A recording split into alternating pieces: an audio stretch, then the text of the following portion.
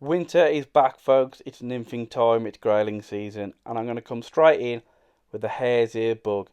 Point flies that are dead simple, because let's face it, you're going to lose most of them on the bottom.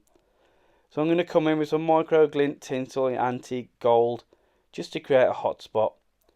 The hook I'm using here is a size 14 heavyweight check hook from Fulham Mill, and I've got a 4mm slotted bead on the front of that. Thread's not important. I'm using nano silk in 12/0, great all round thread, but use whatever you like, you won't see it in the finished fly. And I'm just going to tie this tinsel in, starting to create a little bit of a taper towards the bead, but I've tied it in well round the bend of the hook just to create this hot spot. If you're doing one or two of these, tie it in as a strand. Don't bother doing what I've done here and put it on a bobbin, it just becomes fiddly, but it does reduce waste. So just start to build a little bit of a ball back at the hook here. You can make it as big or as small as you like. What I would recommend though, go slightly bigger. You can always reduce the size of it with your thread and hide it under the dubbing after, which I'll show you. So always go a little bit bigger than you think you want it to be. Once you're sort of happy, get your thread back sorted and just lock it in place with 2 or 3 turns. Like so.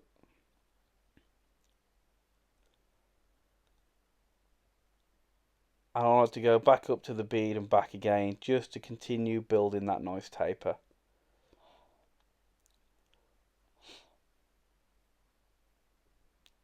From there, it's all about adding the rib neck, super simple fly.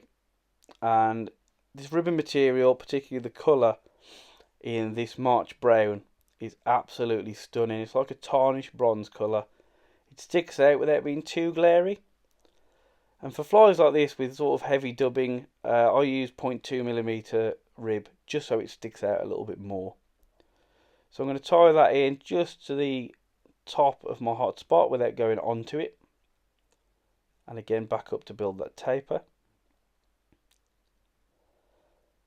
And from here, the main component for this fly,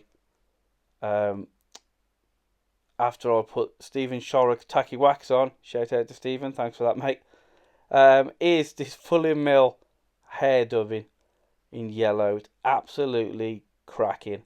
It's a really unique colour, and I do think there's something in showing the fish something slightly different than most anglers have seen or have used for most of the winter.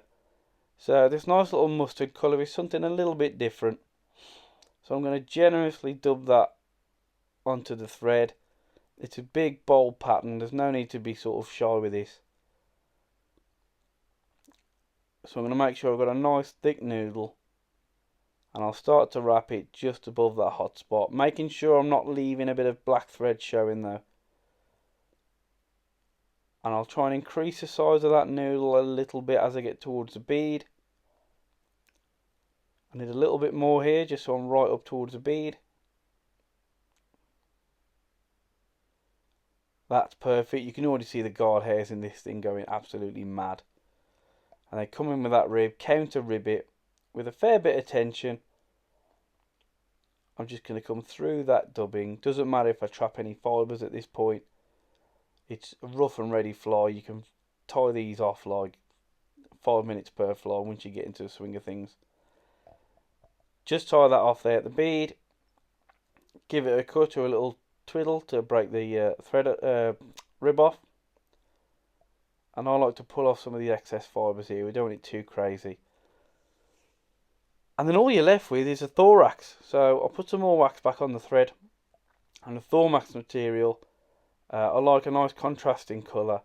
This Hare's Ear and Squirrel dubbing mix by Kindale is absolutely phenomenal. I'll show you why at the end.